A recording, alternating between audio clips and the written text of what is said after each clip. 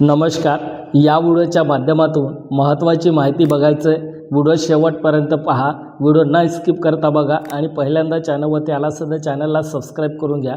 नवनवीन माहिती या चॅनलवरती मी अपलोड करत असतो, तर चॅनल सबस्क्राईब आणि बेल आयकॉन प्रेस करा. वेळोवेळी अपडेट तुम्हाला मिळत राहील. चला तर आपण व्हिडिओ सुरू करूया. नमस्कार ताईंनो. आपल्या हक्कासाठी आवाज उठवणाऱ्या सर्व अंगणवाडी सेविका आणि मदतनीस ताईंना मनापासून नमस्कार. आजच्या व्हिडिओमध्ये आपण अतिशय महत्त्वाचा मुद्दा घेऊन आलो आहोत. रेग्युलर काम करूनही मानधनात कपात का केली जाते? दुसरं, सुपरवायझर चुकीची कपात करत असेल तर कायदेशीररित्या काय करावे? तिसरं, 100% पुरावा कसा जमा करावा?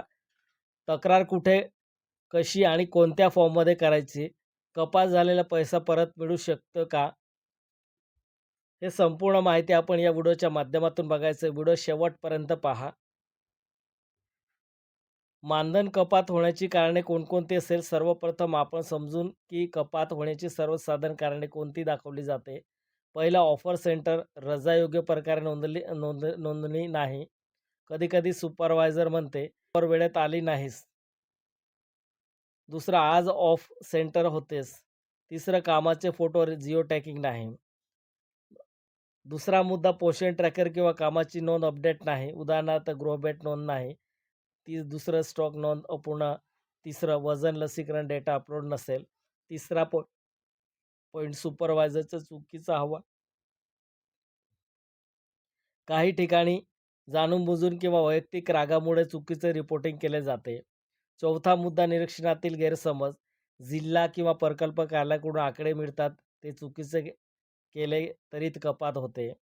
पाचवं, एक दिवस गैरहजेरी म्हणजे 300 ते 500 रुपये कपात. ही पद्धत अनेक ठिकाणी चुकीची लागू केली जाते, कारण रूल्स बुक्समध्ये थेट एक दिवसात 500 रुपये कपात असा नियम नाही. मानधन कपात करण्यासाठी 2 गोष्टी अनिवार्य आहेत. लेखी कारणपत्र रिटर्न नोटीस. दुसरं, सेविका मदत यांची स्वाक्षरी ॲक्नॉलेजमेंट. सुपरवायझर मौखिक सांगून कपात करू शकत नाही. दुसरं, कपात प्रत्यक्ष कामाच्या पुराव्यावरच आधारित असायला हवा. फोटो जिओटॅगिंग, पोषण ट्रॅकर, लॉंग उपस्थिती रजिस्टर यावर. तिसरा मुद्दा, रजा किंवा ऑफ सेंटरचा स्वतंत्र नियम. अधिकृतपणे रजा स्वीकारली असेल तरच कपात करता येत नाही. कपात चुकीने झाले असल्यास तुम्ही काय करू शकता? पहिली स्टेप आहे, दररोज पुरावे जमा करा. दुसरं, centre opening photo, closing photo, geo tagging photo, मुलांचा डेटा, गृहभेट फोटो, पोषण ट्रॅकरचे स्क्रीनशॉट, हे पुरावे तुम्ही हे सर्व गोळा करू शकता. दुसरी स्टेप आहे, सुपरवायझरकडे स्पष्ट संवाद आहे. माझ्याकडून दिलेल्या पुराव्यानुसार मी नियमित उपस्थित आहे. कृपया कपात करण्याचे कारण लेखी द्या. जर सुपरवायझर लेखी देत नसेल तर पुढील टप्प्यावर जा. तिसरी स्टेप आहे, प्रकल्प अधिकारी CDPO यांच्याकडे लेखी तक्रारीमध्ये लिहायचं आहे. पहिलं, तुमचं नाव, केंद्र क्रमांक, कपात किती झाले, सुपरवायझर कारण सांगत नाही, पुरावे जोडले आहेत, कपात तपासून रक्कम परत देण्याची विनंती, तक्रारीची नोंद कॉपी बनवा म्हणजे एक्नॉलेजमेंट घ्या.